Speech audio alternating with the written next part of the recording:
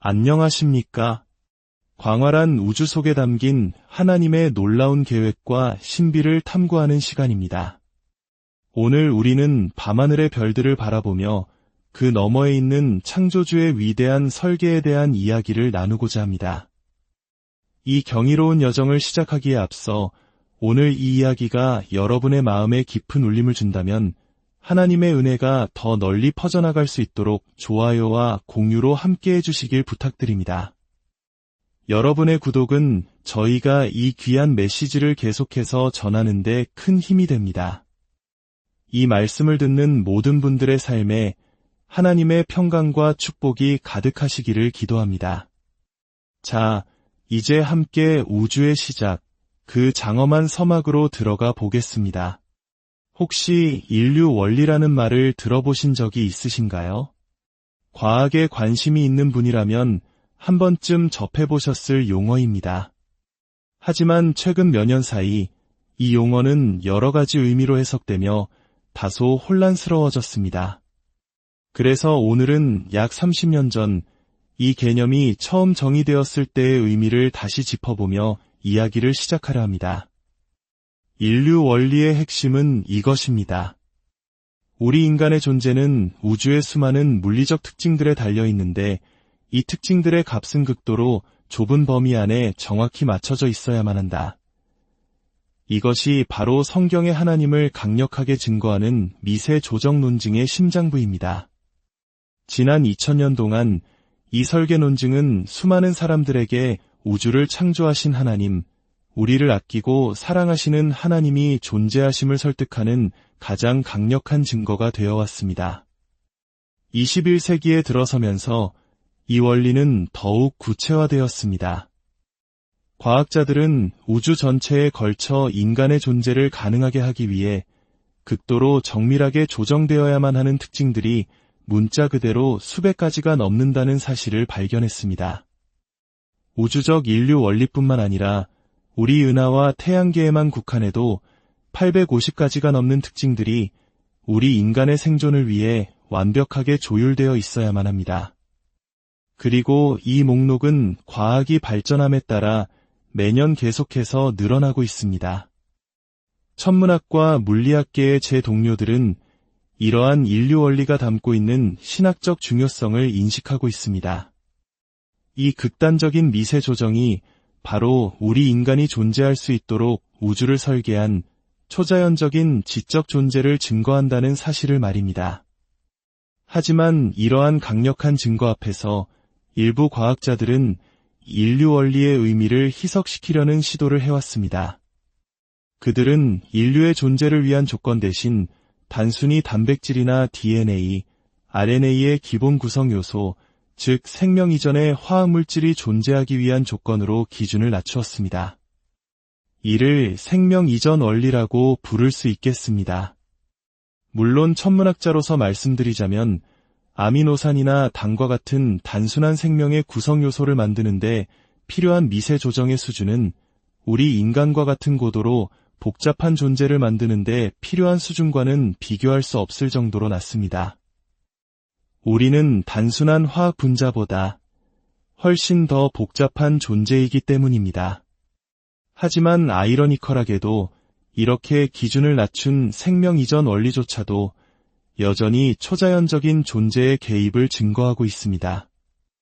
왜냐하면 우리 천문학자들이 우주 곳곳을 탐사했음에도 불구하고 생명의 핵심 요소인 리보스당과 같은 분자들을 자연 상태에서 발견하지 못했기 때문입니다. 리보스당은 DNA와 RNA의 핵염기를 연결하는 필수적인 다리 역할을 합니다. 하지만 우리가 리보스를 발견한 곳은 오직 살아있는 생명체 내부와 그 사체뿐이었습니다. 자연적으로 리보스당이 생성되는 근원지는 아직까지 단 한 곳도 발견되지 않았습니다. 심지어 우주에서 탄소 분자가 가장 풍부한 성간 분자 구름 속에서도 단백질의 기본 구성 요소인 20가지 필수 아미노산 중 어느 것도 발견하지 못했습니다. 결국 인류 원리를 어떻게든 약화시키려 해도 생명의 가장 기본적인 단계에서조차 하나님의 설계는 명백히 드러나는 것입니다. 이와 더불어 일부 과학자들은 코페르니쿠스 원리나 평범성 원리와 같은 개념들을 내세워 하나님의 증거를 희석시키려 합니다. 코페르니쿠스가 지구가 태양계의 중심이 아니라는 것을 발견한 것처럼 인류 역시 우주에서 특별한 위치에 있지 않다는 주장입니다. 더 나아가 평범성 원리는 이렇게 말합니다. 당신은 전혀 특별하지 않다. 지구와 인류의 기원과 역사는 결코 특이한 것이 아니다. 이것이 바로 왜 많은 과학자들이 우주 어디에나 생명체가 가득할 것이라고 믿는 이유입니다. 하지만 지금부터 몇 분간 저는 여러분이 그리고 이 지구가 결코 평범하지 않으며 얼마나 특별한 존재인지를 과학적 사실을 통해 보여드리고자 합니다. 이 평범성 원리의 대표적인 논거는 고 스티븐 호킹 박사로부터 나왔습니다. 그는 그의 저서 시간의 역사에서 이렇게 말했습니다.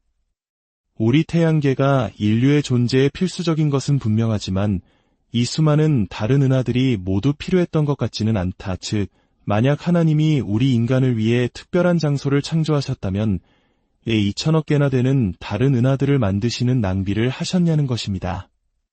그는 이것이 성경의 하나님이 아니며 따라서 성경의 하나님은 존재하지 않는다고 주장했습니다. 하지만 스티븐 호킹과 같은 회의론자들이 간과한 것이 있습니다. 바로 고등 생명체가 존재할 수 있는 단 하나의 행성을 만들기 위해서 우주는 정확히 지금의 크기와 지금의 질량을 가져야만 한다는 사실입니다. 그 2천억 개의 은하와 500회 개의 별들, 그 모든 것이 우리를 위해 필요했던 것입니다. 우주의 질량이 아주 조금이라도 더 많았거나 적었다면 우리는 결코 존재할 수 없었을 것입니다. 두 가지 이유를 들어보겠습니다. 첫째, 우주의 질량은 우주에 존재하는 원소들의 구성을 결정합니다. 태초의 우주에는 오직 수소라는 단 하나의 원소만 존재했습니다. 우주가 팽창하며 식어가는 과정에서 단 20초라는 찰나의 순간 동안 수소가 헬륨으로 융합되는 핵융합이 일어났습니다. 만약 우주의 질량이 지금보다 더 컸다면 이 핵융합 과정이 너무 오래 지속되어 거의 모든 수소가 헬륨으로 변해버렸을 것입니다. 반대로 질량이 더 작았다면 너무 빨리 지나가 버려 충분한 헬륨이 생성되지 않았을 것입니다. 이것이 왜 중요할까요? 우주 초기의 수소와 헬륨 비율은 이후 별들이 어떤 원소들을 만들어낼지를 결정하기 때문입니다. 헬륨의 비율이 지금보다 조금이라도 낮았다면 별들은 헬륨보다 무거운 원소를 전혀 만들어내지 못했을 것입니다. 그런 우주에는 생명의 기본인 탄소, 산소, 질소가 존재할 수 없습니다. 반대로 헬륨 비율이 조금이라도 높았다면 별들은 모든 물질을 철보다 무거운 원소로만 바꿔버렸을 것입니다. 역시 생명에 필요한 가벼운 원소들은 존재하지 않았을 것입니다. 생명에 필요한 94가지 자연 원소가 모두 존재하기 위해서는 우주의 질량이 지금과 정확히 같아야만 했습니다. 둘째, 우주의 질량은 우주의 팽창 속도를 결정합니다. 중학교 과학 시간에 배운 것처럼 질량이 클수록 중력은 더 강하게 끌어당깁니다. 만약 우주의 질량이 지금보다 아주 약간이라도 더 컸다면 중력이 너무 강해서 모든 물질이 블랙홀과 중성자별로 뭉쳐버렸을 것입니다. 티스푼 하나에 수십억 톤이 넘는 밀도를 가진 이곳에서는 분자는커녕 원자조차 존재할 수 없습니다. 당연히 생명도 불가능합니다. 반대로 우주의 질량이 아주 약간이라도 더 작았다면 우주는 너무 빨리 팽창해서 중력이 가스를 모아 은하와 별, 행성을 만들 시간이 없었을 것입니다. 우주는 영원히 흩어진 가스로만 남았을 것이고 생명은 역시 불가능했을 것입니다. 생명이 존재하기 위해 우주의 질량은 얼마나 정밀하게 조정되어야 했을까요? 그 정밀도는 1조의 1조의 1조의 1조분의 1보다 더 정확해야 합니다. 특히 우주 팽창을 가속시키는 암흑 에너지의 경우 그 정밀도는 상상을 초월하여 1조의 1조의 1조의 1조의 1조의 1조의 1조분의 1에 달합니다. 과학의 모든 영역을 통틀어 하나님의 초자연적인 설계와 미세 조정을 가장 강력하게 보여주는 증거가 바로 이 암흑 에너지와 우주의 총 질량입니다. 이것이 바로 우리 우주에 2천억 개의 은하가 필요한 이유입니다. 그것은 낭비가 아니었습니다. 바로 당신의 존재를 가능하게 하기 위한 필수 조건이었던 것입니다. 하나님께서 당신 한 사람을 존재하게 하기 위해 500회 개의 별을 만드시는 것을 조금도 아깝게 여기지 않으셨다는 사실이 당신이 하나님 앞에서 얼마나 귀한 존재인지를 느끼게 해주지 않습니까? 시편 147편은 하나님께서 모든 별의 이름을 아신다고 말씀합니다. 우주에는 현존하는 모든 인류 한 사람 한 사람에게 7조 개씩 별을 나눠주고도 남을 만큼 많은 별이 있습니다. 하나님께서 그 모든 별의 이름을 아신다면 별보다 비교할 수 없이 더 복잡하고 소중한 당신의 이름을 모르실 리가 있겠습니까? 우리는 또한 시간적으로 그리고 공간적으로도 특별한 특권받은 관찰자입니다. 우주는 현재 약 138억 년의 나이를 가졌습니다. 만약 우리가 이보다 수십억 년 더 일찍 존재했다면 우주가 너무 작아서 태초의 빛, 즉 우주 창조의 순간을 볼 수 없었을 것입니다. 반대로 만약 우리가 조금이라도 더 늦게 존재했다면 암흑 에너지로 인해 우주가 빛보다 빠른 속도로 팽창하여 태초의 증거들이 우리 시야에서 영원히 사라져 버렸을 것입니다. 우리는 우주의 역사 전체를 마치 한 권의 책을 첫 장부터 마지막 장까지 읽을 수 있는 유일한 시간의 창에 살고 있습니다. 하나님께서는 우리가 당신의 66권 성경 전체를 읽을 수 있는 능력을 주셨듯이 당신께서 쓰신 이 자연이라는 책 또한 온전히 읽기를 원하셨던 것입니다. 이것은 우연일까요? 놀랍게도 우리는 500회 개의 별들 가운데서 우주 전체를 가장 잘 관찰할 수 있는 유일무이한 장소에 살고 있습니다. 우리는 우리 은하의 중심부에서 나오는 치명적인 방사선과 눈부신 빛으로부터 멀리 떨어져 있습니다. 우리는 은하의 나선팔들 사이에 위치하여 밝은 별들의 시야가 가려지지 않는 고요한 교회에 살고 있습니다. 또한 우리 은하가 속한 은하단은 다른 거대한 은하단들과 달리 거대 은하가 없고 은하들 사이의 간격이 넓어 우주 전체를 조망하기에 최적의 환경을 제공합니다. 하나님께서는 우리가 자연이라는 책을 온전히 읽고 그 안에 담긴 당신의 영광과 우리를 향한 사랑을 발견할 수 있도록 우주에서 가장 완벽한 시간, 가장 완벽한 장소에 우리를 두셨습니다. 이것이 어떻게 평범함일 수 있겠습니까? 최근 물리학자들은 인류원리 부등식이라는 새로운 개념을 발견했습니다. 이는 우리에게 더욱 깊은 영적 통찰을 줍니다. 부등식의 내용은 이렇습니다. 인류를 위한 집을 준비하는 데는 최소 138억 년이라는 시간이 걸렸습니다. 하지만 인류가 문명을 유지하며 살아갈 수 있는 시간의 창은 최대 4만 1천 년, 현실적으로는 약 1만 년에 불과합니다. 준비 기간과 존재 기간 사이에 100만 배가 넘는 엄청난 불균형이 존재하는 것입니다. 마치 한 명의 귀한 손님을 맞이하기 위해 100만 년 동안 집을 짓고 단장한 것과 같습니다. 이 극단적인 불균형에 대한 유일한 설명은 이것뿐입니다. 우주 너머의 어떤 존재가 인류에게 지극히 높은 가치와 목적을 부여했다는 것입니다. 성경은 그 목적이 무엇인지 정확히 알려줍니다. 하나님께서는 이 우주를 악과 고통을 영원히 제거하고 동시에 인간이 자유의지로 사랑을 받고 표현하는 능력을 극대화하기 위한 도구로 설계하셨습니다. 성경은 다른 종교들과 달리 두 개의 창조 모델을 가르칩니다. 첫 번째 창조인 이 우주가 악과 고통을 제거하는 목적을 완수하면 하나님께서는 이 우주를 거두시고 완전히 새로운 창조, 즉 새 하늘과 새 땅으로 대체하실 것입니다. 요한계시록 21장과 22장을 보면 새 창조 세계에는 더 이상 중력도, 열역학 법칙도, 전자기력도 없을 것이라고 말합니다. 악이 더 이상 존재하지 않기에 우리를 제약하던 물리 법칙들이 더 이상 필요 없기 때문입니다. 우리가 현재 겪고 있는 이 짧은 시간의 창은 바로 그 위대한 목적을 위한 것입니다. 지난 9,000년 동안 지구는 놀라울 정도로 안정적인 기후를 유지해왔습니다.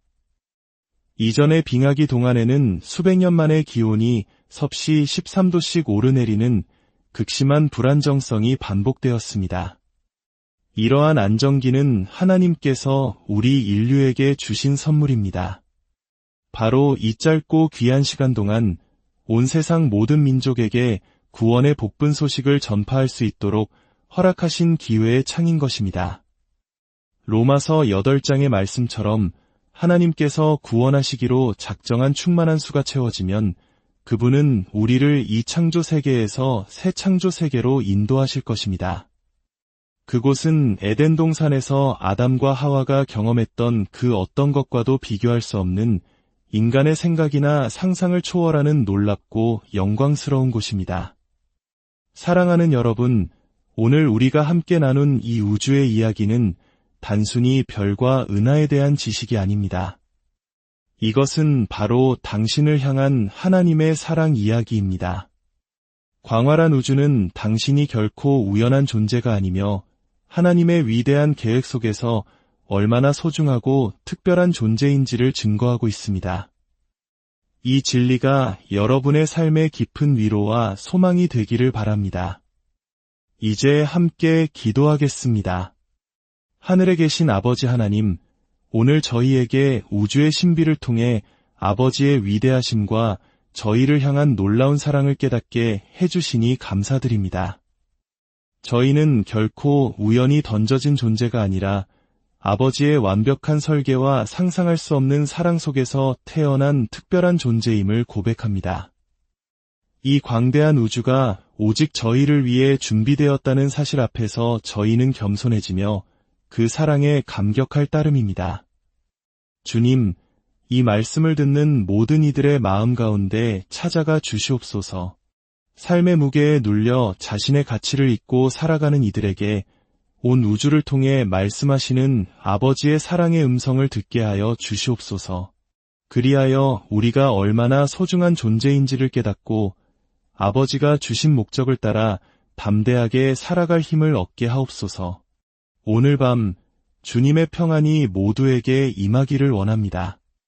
각 가정의 기쁨과 감사가 넘치게 하시고 새로운 한 주를 살아갈 때에도 주님의 은혜가 동행하게 하여 주시옵소서.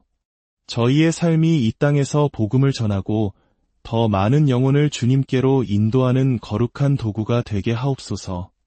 이 모든 말씀, 우리를 구원하신 주 예수 그리스도의 이름으로 기도드립니다. 아멘. 오늘 밤도 평안하십시오.